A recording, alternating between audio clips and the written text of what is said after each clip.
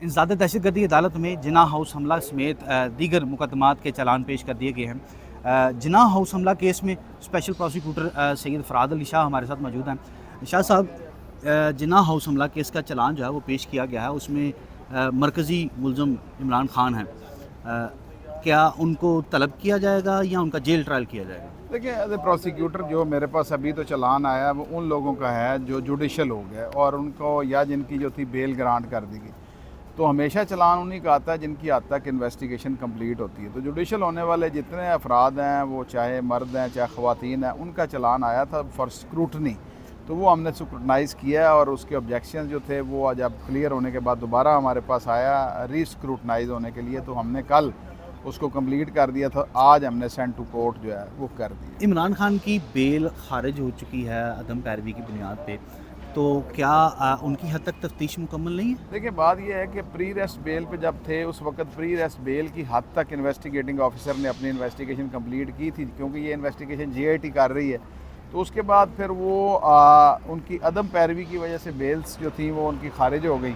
तो क्योंकि वो ना इस मुकदमे में कभी आज तक अरेस्ट हुए हैं, ना उनकी अरेस्ट के बाद वो जुडिशल हुए हैं कि उनकी इन्वेस्टिगेशन जो थी वो for the purpose of internal report complete होती और स्क्रूटनी के लिए आती। तो मेरे पास जो उन लोगों का चालान आया जो आज तक जुडिशल हो गए, यानी फिर इमरान खान की हद तक अभी चालान सबमिट नहीं हुआ? वो सबमिट अभी एज सच नहीं होगा। इंटरनल रिपोर्ट जब जाती है तो जो प्री रेस्ट पे भी अशखास आते हैं, क्योंकि वो शामिल तफ्तीश होते हैं, तो उनकी हद तक जो है वो सीक्वेंस आता ज़रूर है चालान के अंदर, लेकिन उनकी तफ्तीश उस वक्त तक कंप्लीट नहीं होती कि जब तक वो फाइनली उनकी या प्री रेस्ट बेल कन्फर्म हो जाए या वो चालान जुडिशल होने के बाद इन्वेस्टिगेशन कंप्लीट होकर उनका चालान आता है तो फिर सेंड टू कोर्ट किया जाता है। अच्छा शाह जी, एक उन्होंने हाई कोर्ट में भी प्री रेस्ट खारिज करने को इकदाम को चैलेंज किया जो कल लगी हुई है, उस पर क्या उसकी फेट हो सकती है? देखें, ये तो लॉ बड़ा सेटल हो गया। शाहजेब वर्सेस स्टेट केस है एपेक्स अगर सुप्रीम कोर्ट ने PLD 2021 सुप्रीम कोर्ट 886 में ये डिसाइड कर दिया कि कोई भी शख्स अगर अपनी इनकैपेसिटी की वजह से वो ट्रायल कोर्ट में जहाँ से बेल हुई है वहाँ नहीं पेश हो सकता, अदम पैरवी खारिज हो जाती है, तो वो ऑर्डर कभी भी चैलेंज नहीं होता।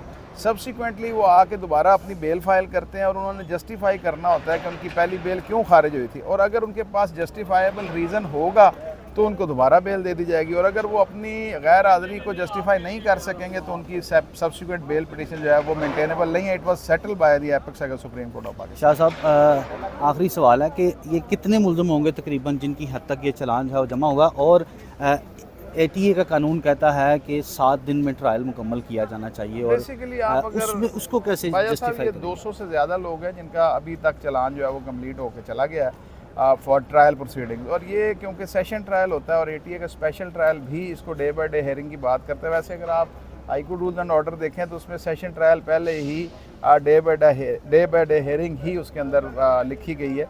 बाकी आपको पता है कि ये तादाद ज़्यादा है केसेस के अंदर, एक्यूज पर्सनस की, उनके वकला ज़्यादा होंगे, और अब फेयर ट्रायल अपॉर्चुनिटी जो है वो क्योंकि 10A कॉन्स्टिट्यूशन जो है वो प्रोवाइड करता है कॉन्स्टिट्यूशनल फंडामेंटल राइट, तो फेयर ट्रायल अपॉर्चुनिटी मिलेगी, तो time it will take some time. यानी ये कह सकते हैं कि जैसे सानिया मॉडल टाउन का केस इतनी देर चल रहा है, तो क्या इसका भी ये हो सकता है? हमारी कोशिश एज ए प्रोसिक्यूटर हमारी कोशिश यही है कि इसकी डे बाय डे हेयरिंग हो और इसका जितनी जल्दी ट्रायल हो सकता है कि जो गुनहगार हैं उनको सज़ा हो जाए, जो बेगुनाह है वो बरी हो जाए। क्या आपको तहरीरी तौर पे लिख के देना पड़ेगा कोर्ट को कि इसकी डे बाय डे हियरिंग करेंगे? हमें ये कानूनी इस बात का नहीं देना पड़ेगा, क्योंकि ATA लॉ के अंदर ये मैंडेटरीली लिखा गया है, क्योंकि जज साहब जब भी डिले होता है उसको उन्हें जस्टिफाई करना पड़ता है। अगर वो एडजर्न करते हैं तो ATA लॉ के अंदर आप पढ़ें तो उसके अंदर लिखा है कि एडजर्नमेंट की भी आपको कोई रीजनेबल वजह देनी पड़ेगी, कोर्ट को भी बताना, हाई कोर्ट को बताना पड़ेगा। तो ये उस हवाले से लिखा पड़ा है, इसमें हमें एप्लीकेशन देने की जरूरत नहीं। तो क्या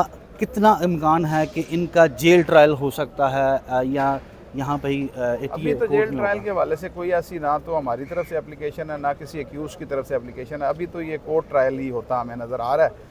बाकी अगर कोई इन फ्यूचर कोई ऐसी चीज़ आएगी तो मैं ज़रूर आपको बता दूँ। बहुत शुक्रिया शाह साहब। इंसदाद दहशतगर्दी अदालत में ये चालान पेश किया गया है और फर्दर प्रोसीडिंग ये होगी कि मुलज़िमों को नोटिस किए जाएंगे और जो शवाहिद हैं वो तलब किए जाएंगे।